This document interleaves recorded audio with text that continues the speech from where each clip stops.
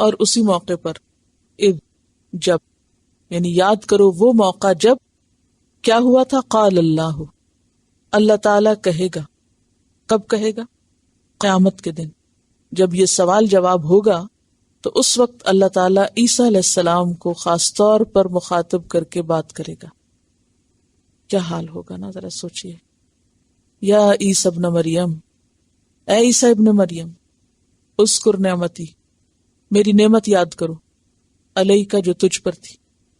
قیامت کے دن اللہ بندوں کو کیا یاد کرائے گا؟ نعمتیں. حتیٰ کہ پیغمبر کو بھی، اے عیسیٰ ابن مریم میری نعمت یاد کرو. اور نعمتیں بھی مانا ہو سکتا ہے کیونکہ اسم جنس کے طرف. میری نعمتیں یاد کرو جو تم پر تھی. وہ کیا تھی؟ ان کی تفصیل آگے آ رہی ہے. وَعَلَى وَالِدَتِكَ، اور جو تیری والدہ پر تھی. اب جو نعمت والدہ پر تھی اس کا حساب بیٹے سے کیوں لیا جا رہا ہے؟ بتائیں گے آپ؟ اس لیے کہ والدین پر جو نعمتیں ہوتی ہیں وہ اولاد پر بھی ہوتی ہیں. اولاد بھی ان کی حصے دار ہوتی ہے نا. جس طرح اولاد والدین کے مال کی حصے دار ہوتی ہے، وارث ہوتی ہے، حصی نعمتوں کی جس طرح وارث ہوتی ہے، اسی طرح باقی نعمتوں کی بھی وارث ہوتی ہے، حصے دار ہوتی ہے. مثلاً اگر والدین کو نیک نامی ملی تو کیا اولاد دنیا میں اس کو انجوائے نہیں کرتی؟ اس کا بینیفٹ نہیں لیتی؟ یا لیتی؟ آپ سوچئے کہ جو کچھ آپ کے ماں باپ کے پاس تھا اس کا کوئی فائدہ آپ کو ملا؟ ماں باپ نے تو محنت کی ہوتی، اولاد تو صرف اولاد ہونے کے ناطے فائدہ اٹھاتی. اس وجہ سے عیسیٰ علیہ السلام سے پوچھا جائے گا کس کے بارے میں؟ ان کی نعمتوں کے بارے میں، اور ان کی والدہ پر جو اللہ تعالیٰ نے انعام کیا تھا اس نعمت کے بارے میں بھی. اب دیکھیں نا کہ کچھ چیزیں تو انسان محنت سے حاصل کرتا ہے. کسی کے گھر میں پیدا ہونا، اس میں کیا محنت لگتی؟ سوچو نا کہ کوئی کسی کے گھر میں پیدا ہو جائے، کچھ بھی نہیں، یہ تو مفت کی نعمتیں ہیں نا. کہتے ہیں نا سونے کا چمچ منہ میں لے کے پیدا ہونا. اب کوئی کسی بادشاہ کے گھر پیدا ہو جائے تو اسی طرح جس طرح اولاد ماں باپ کی دولت، ماں باپ کی نعمتیں اور سہولتیں جو ماں باپ کو ملی ہوتی ہیں اس میں شریک ہوتی ہے، تو بالکل اسی طرح اگر والدین کو اللہ نے کوئی خاص اعزاز دیا ہو تو اولاد اس میں بھی شریک ہوتی ہے. اسی لیے آپ دیکھیں کہ حضرت سلیمان علیہ السلام جو دعا مانگتے ہیں، رب اوزعنی ان اشکر نعمتک التی انعمت علی وعلی والدی، کہ یا رب مجھے توفیق دے کہ میں تیری ان نعمتوں کا شکر ادا کروں جو تو نے مجھ پر کی اور میرے والدین پر کی. تو اس سے کیا پتہ چلتا ہے کہ ہمیں نہ صرف یہ کہ ان نعمتوں پر شکر گزار ہونا ہے جو اللہ نے ہمیں عطا کی ہیں، بلکہ ان نعمتوں کا بھی شکر ادا کرنا ہے جو اللہ نے ہمارے والدین پر کی اور پھر ان سے وہ ہماری طرف منتقل ہوئی. اور اسی لیے اللہ تعالیٰ قرآن پاک میں فرماتے ہیں نا، وَاشْكُرْ لِي وَلِوَالِدَيْكَ، میرے شکر گزار ہو اور اپنے والدین کے ہو. تو والدین کی شکر گزاری کا ایک حصہ یہ بھی ہے کہ ان کو جو نعمتیں ملی اور ان کے واسطے سے ہمیں ملی، ان نعمتوں پر بھی شکر ادا کیا جائے. والدہ پر کیا کیا نعمتیں تھیں؟ حضرت مریم پر یاد ہے آپ کو؟ وہ قبول کر لی گئی تھی. وَتَقَبَّلَهَا رَبُّهَا بِقَبُولٍ حَسَنٍ وَأَنبَتَهَا نَبَاتًا حَسَنًا وَكَفَّلَهَا زَكَرِيَّا. یہ ساری ترتیب وار نعمتیں ہیں ان پر، ٹھیک ہے. اور كُلَّمَا دَخَلَ عَلَيْهَا زَكَرِيَّا الْمِحْرَابَ وَجَدَ عِندَهَا رِزْقًا قَالَ يَا مَرْيَمُ أَنَّىٰ لَكِ هَٰذَا قَالَتْ هُوَ مِنْ عِندِ اللَّهِ. اور پھر وَصَدَّقَتْ بِكَلِمَاتِ رَبِّهَا وَكُتُبِهِ، جیسے سورۃ التحریم میں آتا ہے کہ علمی نعمتیں، رزق کی نعمت یعنی کھانے پینے کے علاوہ علم کی نعمت، کیونکہ علم کی نعمت کھانے پینے کی نعمت سے بھی بڑی نعمت، زیادہ اعلیٰ و افضل نعمت ہے. انسان جھوٹا موٹا بھی کھا لے تو زندگی گزر سکتی ہے، لیکن جہالت کے ساتھ یہ زندگی بھی حرام ہے اور اگلی بھی. یعنی علم ہر نعمت سے بڑی نعمت ہے جو انسان کو ملی. تو حضرت مریم کو صرف یہ نہیں تھے کہ موسمی پھل ملتے تھے یا معجزاتی طور پر کھانا پینا ملتا تھا، بلکہ اس کے ساتھ ساتھ ان کو علم بھی ملتا تھا، علم کی غذا بھی ملی تھی جو روح کی غذا ہے. اور پھر اس سے آگے بڑھیے، ان کو عبادت کے مواقع عطا کیے. یہ جو عبادت کی توفیق ہوتی ہے اور اس کے لیے ماحول کا ملنا، کیا یہ اللہ کی نعمت نہیں؟ کہ پہلے ہیکل والے ان کو قبول نہیں کر رہے تھے، پھر ہیکل میں وہ قبول کر لی گئیں، اور پھر انہیں کیا کہا گیا؟ وَاسْجُدِي وَارْكَعِي مَعَ الرَّاكِعِينَ، کہ اجتماعی عبادت کے مواقع ان کو ملے، یعنی پورا ایک ماحول ملا ان کو عبادت کے لیے۔ اکیلے اور تنہا کام کرنا کتنا مشکل۔ آج کل آپ دیکھیں کہ پرندے مائگریشن کے لیے جیسے ایک تیار بیٹھے ہیں نا، تو فلاکس کے فلاکس آپ کو نظر آئیں گے۔ تو میں آج صبح سوچ رہی تھی کہ اگر ان میں سے کوئی ایک دو پرندے کہیں کہ ہم اپنے اس فلاک کے ساتھ نہیں رہتے، ہم اکیلے اکیلے کہیں اڑتے ہیں، الگ الگ ہی کہیں جاتے ہیں، تو ان کا حال کیا ہوگا؟ وہ اپنا الگ ہی کوئی رستہ بنائیں، سروائیو کر سکتے؟ نہیں کر سکتے۔ تو یہ فطرت کے اندر ایک چیز ہے، بہت سی چیزوں میں آپ دیکھ سکتے ہیں کہ ان کے اندر ایک اجتماعیت ہے، ایک ٹیم ورک ہے، وہ اکٹھے رہتے ہیں، اکٹھے اڑتے ہیں۔ اور کبھی آپ نے غور کیا ہو تو بعض اوقات یہ ہوتا ہے کہ پرندوں کا کوئی ایک فلاک کہیں بیٹھا ہوتا ہے، چن رہا ہوتا ہے دانہ ان کا، اور جب کوئی ذرا سی بھی ان کو آہٹ محسوس ہوتی ہے تو وہ ایک دم اڑتے ہیں، اور پھر اڑ کے اتنی تیزی کے ساتھ اوپر جاتے ہیں اور سب ایک ہی ڈائریکشن لیتے ہیں۔ اتنی حیرت ہوتی ہے کہ سب ایک ساتھ اٹھے اور ایک ساتھ ایک ڈائریکشن پکڑی اور ایک ساتھ جا کے کہیں بیٹھ گئے۔ یعنی کس قدر اجتماعیت ہے، کون ان کا لیڈر ہوتا ہے اس وقت جو انہیں گائیڈ کر رہا ہوتا ہے کہ ادھر کو مڑو اور ادھر آؤ، اور اگر ہمیں کوئی جگہ ایویکویٹ کرنی پڑے تو ہم چیخ چلا کے ایک دوسرے کو پکڑ پکڑ کے دھکیل کے باہر نکالیں گے کہ ادھر کو مڑو ادھر کو چلو۔ صبح آپ کو اپنی سیٹس لگانی ہوتی ہیں یا لائن بنانی ہوتی ہے تو بار بار یاد دہانی کرانی پڑتی ہے کہ صحیح جگہ بیٹھیں۔ تو یہ ایک فطری شعور ہے نا جو اللہ نے ان کے اندر رکھا ہے، اور صرف وہ نہیں، آپ دیکھیں تمام پرندوں کے اندر اور باقی نسلوں کے اندر، حیوانوں کی بھی یہ چیز موجود ہے۔ تو اجتماعیت میں بہت برکت ہے، اور سولو فلائٹ جو ہے یا اکیلی اڑان جو ہے وہ کوئی بہت بڑی بات نہیں ہوتی، کوئی بہت پسندیدہ چیز نہیں ہے۔ یہ بتا رہی ہیں کہ پرندوں کے اندر اتنی سینس ہوتی ہے کہ اگر کچھ پرندے زخمی ہو جائیں یا اڑ نہ سکے تو کچھ پرندے ان کے ساتھ رک جاتے ہیں اور پھر ان کو ساتھ لے کے چلتے ہیں۔ ابھی ان کو ٹائم کسی نے بتایا کتنے بجے سب آ جانا۔ اصل میں اللہ تعالیٰ یہ ہمیں سکھانے کے لیے یہ سارے انتظام کیے ہیں، ورنہ ان کی اپنی زندگی کا تو کیا مقصد ہے؟ یہ سب کچھ ہمارے لیے پیدا کیا گیا نا، خلق لکم ما فی الارض جمیعا، تمہارے لیے پیدا کیا جو زمین میں سارے کا سارا، لیکن ہم ان کی طرف نظر اٹھا کے بھی نہیں دیکھتے۔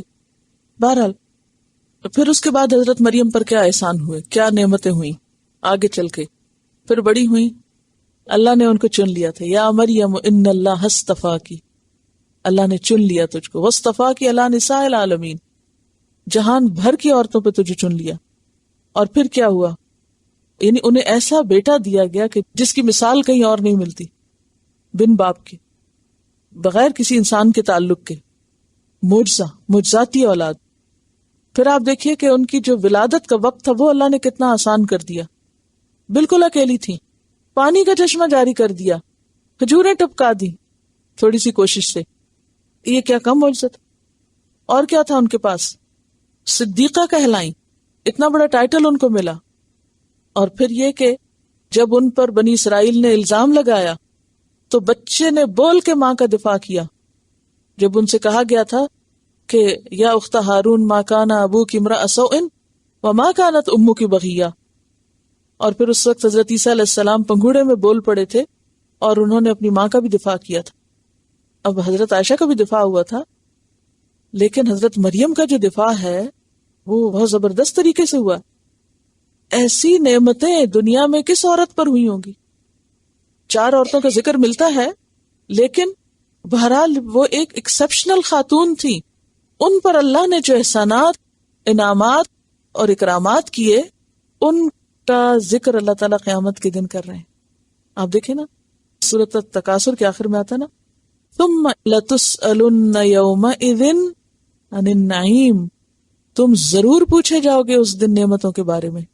اللہ نعمتیں یاد کرا رہا ہے۔ کبھی ہم بھی تو اپنے اوپر جو بھی اللہ نے دیا اس کو یاد کر کے سوچیں کیا حساب دیں گے قیامت کے دن، کتنے شکر گزار ہیں، شکر گزاری میں کیا کر رہے ہیں۔ جب نبی صلی اللہ علیہ وسلم رات میں طویل قیام کرتے، اتنا لمبا کھڑے ہوتے کہ آپ کے پاؤں سوج جاتے، تو لوگ کہتے کہ اللہ تعالیٰ نے آپ کے اگلے پچھلے سب گناہ معاف کر دیے، آپ کیوں اتنا لمبا قیام کرتے ہیں؟ تو آپ نے کیا فرمایا؟ افلا اکون عبدا شکورا، کیا میں اللہ کا شکر گزار بندہ نہ بنوں؟ میں تو یہ شکرانے کے طور پہ کر رہا ہوں۔ تو وہ نعمتیں جو قیامت کے دن یاد کرائی جائیں گی، ذرا ہمیں دنیا میں خود ان کو یاد کر لینا چاہیے، اور یہیں بیٹھ کے ان کا شکر بھی ادا کرنا چاہیے. اور شکر کتنی قسم کا ہوتا ہے؟ زبان سے ہوتا ہے، عمل سے ہوتا ہے، دل سے ہوتا ہے. تو دل کا شکر کیا ہوتا ہے؟ نعمتوں کا اعتراف. نعمت کا اعتراف ہوتا ہے، اقرار ہوتا ہے، لیکن زیادہ بہتر لفظ اعتراف ہے، یعنی ماننا کہ واقعی یہ ہمیں ملا ہے. یہ شکر دل کا شکر ہے. زبان سے شکر کیا ہوتا ہے؟ وَأَمَّا بِنِعْمَةِ رَبِّكَ فَحَدِّثْ. تو زبان سے شکر کیا ہوتا ہے؟ تحدیث نعمت. اور ویسے بھی جیسے حضرت سلیمان علیہ السلام کی دعا ہے، رب اوزعنی ان اشکر نعمتک. زبان سے دعا مانگ رہے ہیں کہ یا رب شکر کی توفیق دے. اور عمل سے ذاتی اعمال یعنی عبادات کی پابندی بھی، اور اس کے علاوہ یعنی اللہ کی اطاعت کے سارے کام. ٹھیک ہے، یعنی اس کی اطاعت کرنا جو ہے، اور اس میں خاص طور پر سب سے اعلیٰ کام کیا ہے؟ نماز کی ادائیگی. نبی صلی اللہ علیہ وسلم کی سنت سے بھی یہی بات پتہ چلتی ہے کہ آپ نماز میں دیر تک کھڑے ہوتے تھے. طول القیام جو ہے نماز میں، یہ شکر کا اظہار ہے، یعنی اظہار شکر ہے. ٹھیک ہے، تو جس نے شکر ادا کر دیا تو وہ حساب سے بچ جائے گا نا. اور اگر شکر ادا نہیں کیا، الٹا ناشکری کی، کیا منہ دکھائیں گے قیامت کے دن؟ اصل قیامت کا معاملہ ہم نے بہت آسان سمجھ رکھا ہے. ہم سمجھتے ہیں بس ایسے ہی کوئی خواب سا ہے، وہ گزر جائے گا، جسے خواب دیکھ کے اٹھ کھڑے ہوتے ہیں بس ختم ہو جائے گا. ذرا اس سین کو آپ غور کیجئے. اذ قال اللہ یا عیسی ابن مریم اذکر نعمتی علیک وعلی والدتک. اب یہ جو نعمتیں حضرت عیسیٰ علیہ السلام پر ہوئی تھی ان کا ذکر آتا ہے. پہلی نعمت اذ ایدتک بروح القدس، جب میں نے تیری تائید کی تھی ساتھ روح پاک کے. روح القدس کیا مراد ہے؟ روح القدس سے جبریل علیہ السلام، یعنی جبریل علیہ السلام کے ذریعے میں نے آپ کی تائید کی. اور جبریل علیہ السلام کو قدس کیوں کہا گیا؟ پاک روح کیوں کہا گیا ہے؟ کوئی معلوم ہے وجہ؟ جبریل وہی فرشتے ہیں نا جو آپ صلی اللہ علیہ وسلم پر وحی لاتے تھے. آپ دیکھیں کہ فرشتے ویسے بھی پاک مخلوق ہیں، اور پھر خاص طور پر جبریل علیہ السلام جو ہر عیب سے پاک تھے. قرآن پاک میں جبریل علیہ السلام کی کئی صفات بیان ہوئی ہیں، مثلا ذو مرۃ ذی قوۃ عند ذی العرش مکین، اور قوی کی صفت بھی آتی ہے آپ کے لیے. تو جبریل علیہ السلام فرشتوں کے سردار ہیں. کسی بھی فرشتے کے ذریعے اللہ کی مدد آنا ایک انسان کے لیے بہت بڑا آنر ہے، لیکن فرشتوں کے سردار کے ذریعے روح القدس یعنی جبریل علیہ السلام کے ذریعے تائید کا کیا جانا، یہ بہت بڑی نعمت ہے جس کا یہاں ذکر کیا جا رہا ہے. دوسری نعمت، یہ دوسری خصوصیت جو عیسیٰ علیہ السلام کو نصیب ہوئی وہ کیا تھی؟ تکلم الناس فی المہد وکہلا، تم کلام کرتے تھے لوگوں سے مہد میں یعنی پنگوڑے میں، جھولے میں، وکہلا اور ادھیڑ عمر میں. کہا جاتا ہے کہ عیسیٰ علیہ السلام نے جھولے میں بھی جو کلام کیا تھا وہ بہت فصیح اور بلیغ کلام تھا. اس کلام کی کچھ جھلکیاں ہمیں قرآن پاک میں ملتی ہیں کہ وہ کیا بولے تھے. اس کو آپ زیادہ بہتر طور پر اس وقت سمجھ سکیں گے جب آپ چھوٹے بچوں کے بولنے کو آبزرو کریں کہ بچے کس طرح بولنا سیکھتے ہیں، اور شروع میں جب بولتے ہیں تو کیا بولتے ہیں اور کیسے بولتے ہیں. بچے کس طرح بولنا سیکھتے ہیں، کیسے زبان سیکھتے ہیں. توتلی زبان ہوتی ہے، غیر مربوط جملے بولتے ہیں، آدھا آدھا لفظ بولتے ہیں، توڑ پھوڑ کے بولتے ہیں، بعض اوقات بالکل بے معنی قسم کی باتیں کرتے ہیں. عام بچوں کا حال یہ. لیکن اسی عمر میں جب باقی بچے یہ کرتے ہیں، عیسیٰ علیہ السلام نے فصیح و بلیغ کلام کیا. یہ بہت بڑی نعمت تھی ان پر. پھر آپ دیکھیے کہ جب بڑے بھی ہوئے تھے، مثلا روایات میں آتا ہے کہ جب آپ 12 سال کی عمر میں تھے تو تورات کی عبارت اتنی فر پڑھتے تھے کہ یہود کے بڑے بڑے علماء دنگ رہ جاتے تھے کہ یہ کس طرح تورات پڑھ رہے ہیں.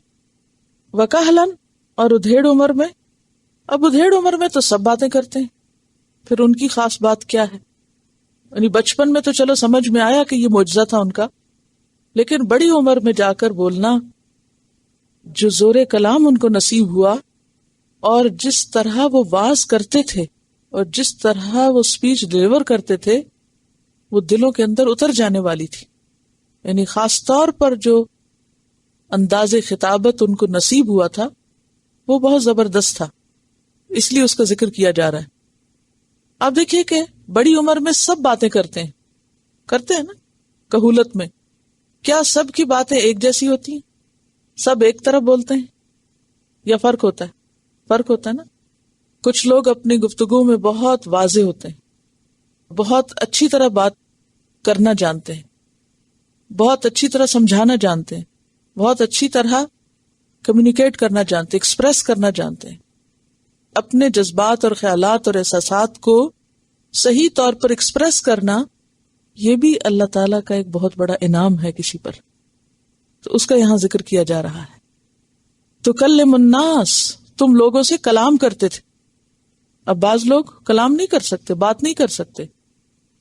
یہ بھی ایک گاڈ گفٹڈ چیز ہے کہ آپ اپنی بات دوسرے کو پہنچا سکیں، کنوے کر سکیں، کمیونیکیٹ کر سکیں اور سمجھا سکیں اور بول سکیں. کیونکہ بعض اوقات آپ کچھ بولنا چاہتے ہیں تو کیا کرتے ہیں؟ بول نہیں سکتے. بعض اوقات بولنا کچھ چاہتے ہیں اور بولتے کچھ اور ہیں. اور کیا کرتے ہیں ہم؟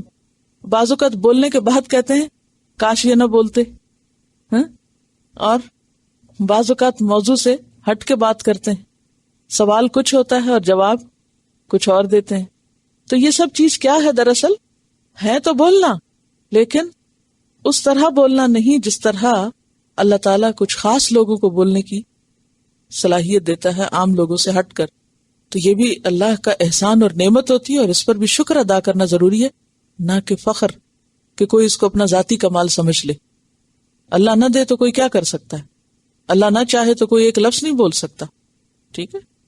تو تکلم الناس فی المہد وکہلا، اور کہولت کی عمر جو ہوتی ہے یہ 30 سے 40 سال کی عمر تک کے لیے استعمال ہوتا ہے لفظ. اگلی نعمت وَإِذْ عَلَّمْتُكَ الْكِتَابَ وَالْحِكْمَةَ، اور جب میں نے سکھائی تجھ کو کتاب اور حکمت، وَالتَّوْرَاةَ وَالْإِنْجِيلَ، اور تورات اور انجیل. یہاں پر کتاب سے مراد کتابت بھی لی گئی ہے. یعنی کتابت کیا؟ لکھنا، یعنی لکھنا سکھایا. یعنی بعض نے اس سے کتاب بول کے کتاب لکھنا مراد لیا. اور پھر کتابوں کو پڑھنا، جاننا. اور جیسے کہ پہلے میں نے عرض کیا کہ 12 سال کی عمر میں تورات کو بہت زبردست طریقے سے پڑھتے تھے. والحکمہ، اور حکمہ جو ہے علم اور فہم، رشد، عقل، یعنی بہت سمجھداری عطا کی تھی، بہت حکمت عطا کی تھی. والتورات والانجیل، اور تورات اور انجیل عطا کی. انجیل تو آپ پر نازل ہوئی تھی، اور تورات جو آپ سے پہلے آئی، اور چونکہ آپ بنی اسرائیل ہی کی طرف پیغمبر بنا کر بھیجے گئے اس لیے آپ کو تورات کی تعلیم بھی دی گئی. اب آپ دیکھیے کہ ان صفات کو ذرا سامنے رکھتے جائیے اور ایک شخصیت کی تصویر بناتے جائیے. کیسی کیسی خوبیاں دی اللہ نے عیسیٰ علیہ السلام کو. بچپن میں بولے، کہولت میں زبردست کمیونیکیشن سکلز، لکھنا بھی جانتے تھے، بہت سمجھدار، زبردست وزڈم والے، تورات بھی جانتے اور انجیل بھی جانتے تھے، ہائیلی ایجوکیٹڈ. اس دور میں جو لکھنا اور پڑھنا جانے اور پھر آسمانی کتابوں کا ماہر ہو اور انتہائی سمجھدار ہو، اور پھر اس کے ساتھ ساتھ مزید کچھ کام. اگلی نعمتیں وَإِذْ تَخْلُقُ مِنَ الطِّينِ كَهَيْئَةِ الطَّيْرِ، اور جب تم بناتے تھے مٹی سے، كَهَيْئَةِ الطَّيْرِ، پرندے کی شکل کی مانند. یعنی صرف لکھنا پڑھنا نہیں جانتے تھے، کاریگری بھی جانتے تھے اور سکلز بھی آتی تھی. اور ان میں خاص طور پر مٹی سے پرندوں کی شکل کے جانور بنانا. اچھا، تو اس کا مطلب یہ ہے کہ عیسیٰ علیہ السلام کائنڈ آف اسٹیچوز بناتے تھے. کیا ان کے لیے جائز تھا؟ بِإِذْنِهِ، اللہ کے حکم سے. اصل چیز اللہ کا حکم ہے. اگر وہ کہے یہ بناؤ تو ہمیں بنانا ہے، اور اگر کہے رک جاؤ تو ہمیں رک جانا ہے. یہی اصل میں اطاعت ہے اور یہی اسلام ہے. فَتَنْفُخُ فِيهَا، پھر تم پھونک مارتے تھے اس میں. اس سے پتہ چلتا ہے کہ پھونک کی بھی تاثیر تھی. فَتَكُونُ طَيْرًا بِإِذْنِي، تو وہ اڑتا پرندہ ہو جاتا تھا میرے اذن سے، پرندہ بن جاتا تھا میرے اذن سے. یعنی اڑنے لگتا تھا، لیکن بِإِذْنِ، اللہ کے اذن سے۔ اب دیکھیے کہ بچوں کے بہت سے ایسے کھلونے بنانے کی کوشش کی گئی نا کہ جو ہوا میں اڑ سکیں، لیکن صحیح طور پہ کامیابی نہیں ہوئی۔ اگر کوئی ایسی چیز بنائی بھی کی تھی، یہاں سے اڑتی ہے وہاں جا گرتی، ان انسانی بنائی ہوئی مشینیں جو ہیں۔ لیکن یہاں عیسیٰ علیہ السلام کو اتنی زبردست ٹیکنالوجی دی گئی کہ وہ اللہ کے اذن سے مٹی سے پرندے بنا کے ان کے اندر صرف پھونک مارتے، اور پھونک مارتے پرندہ اڑنے لگتا، یعنی ان کی پھونک میں بھی بہت تاثیر تھی۔ وَتُبْرِئُ الْأَكْمَحَ، اور تم تندرست کرتے تھے اکمح کو۔ اکمح کون ہوتا ہے؟ ایک مادرزاد اندھا، یعنی جو بغیر نظر کے پیدا ہوا ہو۔ کچھ لوگ تو ہوتے ہیں نا پیدا ہونے کے بعد بڑے ہو کر نابینا ہوتے ہیں، اور کچھ ہوتے ہیں جو ماں کے پیٹ سے ہی پیدائشی نابینا پیدا ہوتے ہیں، تو وہ پیدائشی طور پر نابینا لوگوں کو دیکھنے کے قابل بنا دیتے۔ اور سورۃ آل عمران میں بھی تفصیلات ان چیزوں کی گزری ہیں۔ والابرص، اور برس والے کو، بِإِذْنِ، میرے اذن سے۔ اب یہاں آپ دیکھ رہے ہیں کہ ہر چیز کے بعد بِإِذْنِ کا لفظ آ رہا ہے۔ اگلی نعمت، وَإِذْ تُخْرِجُ الْمَوْتَى، اور جب تم نکالتے تھے مردوں کو۔ کہاں سے؟ قبر سے۔ قبر سے نکال کے کھڑا کر دیتے۔ آپ کسی قبرستان کے پاس سے گزر رہے ہوتے تو کسی بھی قبر کے پاس جا کے کہتے کہ جو اس میں مردہ وہ باہر نکلا ہے، مردہ زندہ ہو کے باہر آ جاتا تھا۔ اور سورۃ آل عمران میں کیا آتا ہے؟ احیی الموتى۔ احیی الموتى ہو تو قبل از دفن ہے، اور اگر اخرج الموتى ہو تو بعد از دفن، یعنی دونوں طرح کے مردوں کو، نئے مرے ہوئے کو بھی اور پرانے مرے ہوئے، دونوں طرح کے مردوں کو وہ زندہ کر سکتے تھے۔ اگلی نعمت، وَإِذْ كَفَفْتُ بَنِي إِسْرَائِيلَ عَنْكَ، اور جب میں نے روک کر رکھا تھا بنی اسرائیل کو تجھ سے۔ کیا چاہتے تھے بنی اسرائیل؟ ان کو مار دینا چاہتے تھے، اور بارہا انہوں نے کوششیں کی، اور آخری بار اللہ تعالیٰ نے ان کو اٹھا ہی لیا۔ وَمُطَهِّرُكَ مِنَ الَّذِينَ كَفَرُوا، کیونکہ انہوں نے آپ کے قتل کا ارادہ کیا تھا، اور واضح طور پہ بتا دیا گیا کہ وَمَا قَتَلُوهُ يَقِينًا بَلْ رَفَعَهُ اللَّهُ إِلَيْهِ۔ تو یہ ہے کففت بنی اسرائیل عنک۔ اذ جئتہم بالبینات، جب تم لائے ان کے پاس کھلی نشانیاں، بینات واضح نشانیاں، حسی بھی مانوی بھی۔ لیکن بنی اسرائیل نے کیا کیا؟ فقال الذین کفروا منہم، تو بنی اسرائیل میں سے جن لوگوں نے انکار کیا وہ کہنے لگے ان ھذا، نہیں ہے یہ، الا مگر، سحر مبین، جادو کھلم کھلا۔ یہ معجزات نہیں بلکہ کیا ہے؟ جادوگری ہے۔ اب آپ خود سوچئے کہ ان کے دلوں پر کیسی مہر لگی ہوگی کہ اتنے بڑے بڑے معجزات دیکھ کے بھی کہا کہ ہم نہیں مانتے، یہ تو کھلا جادو۔ تو اس سے کیا بات سمجھ میں آتی ہے کہ جنہیں نہیں ماننا ہوتا ان کے سامنے آپ ہر دلیل لا کے رکھیں، جتنا چاہیں سمجھائیں، وہ ٹس سے مس نہیں ہوتے، وہ نہیں مانتے۔ ختم اللہ علی قلوبہم وعلی سمعہم وعلی ابصارہم غشاوہ، آنکھوں پہ پردہ ہے۔ معجزات دیکھ کے کیا کہتے ہیں؟ ان ھذا الا سحر مبین، کہ یہ تو کھلا جادو ہے۔ اور اس طرح انہوں نے ان کو جھٹلا دیا۔ اذن اجازت، اللہ کا امر، اللہ کی طرف سے کام کرنے کی پرمیشن ایک طرح سے،